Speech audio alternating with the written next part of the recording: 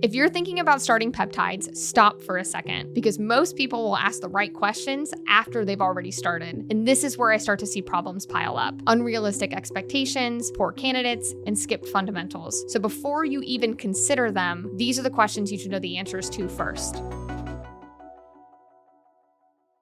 Why do people become interested in peptides? I would say in my experience, most people become interested in peptides, usually for vanity, performance, or body composition goals. But there are other categories that sometimes will be explored in that area, like nootropic or cognitive supporting peptides, or libido supporting peptides, or weight loss supporting peptides. Those are usually the typical reasons I'll see people are interested in them. And a lot of times they're skipped fundamentals that need to be addressed before even considering a tool like that. Should everyone take peptides? No, really nothing we use in medicine, especially something that is being prescribed, is not a universal tool for everybody. It should be tailored to the individual needs and the individual goals. Are peptides harmless? Well, no, really nothing that we implement as an intervention in medicine is without harm. And many times I'll tell patients, even doing nothing carries some risk of harm to it. So it's really important, if you're considering using a tool like that you sit down and talk with a qualified healthcare provider who can really explain the risk-benefit analysis of different pharmaceuticals or even supplements or lifestyle changes before you implement them. Do peptides produce the same result for everyone? No.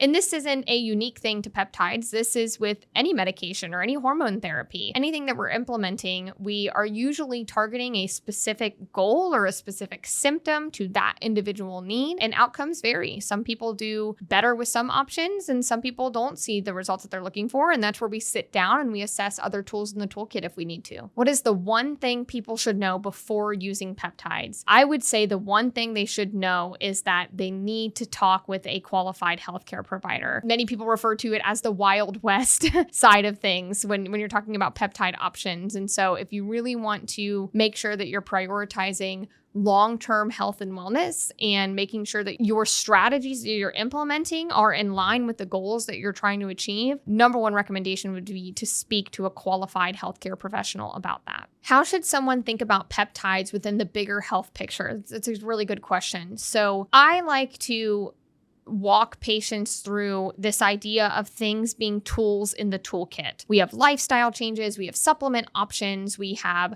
sometimes FDA approved peptide options, we have medication options. Sometimes these are for FDA approved uses. Sometimes we use things off label, but the lifestyle changes, like I mentioned, all of these are different tools in the toolkit, depending on what you're trying to achieve. Stacking up what might be your most lowest hanging fruit and then kind of working back from there with qualified supervision from healthcare providers would be how I would recommend to go about that. Peptides with proper medical supervision can be a great tool in the toolkit, but like many things, they amplify the system that they're put into. So if you're trying to make sure that any strategy you're implementing is going to get the most optimal results, make sure that you have all your fundamentals covered around using tools like that.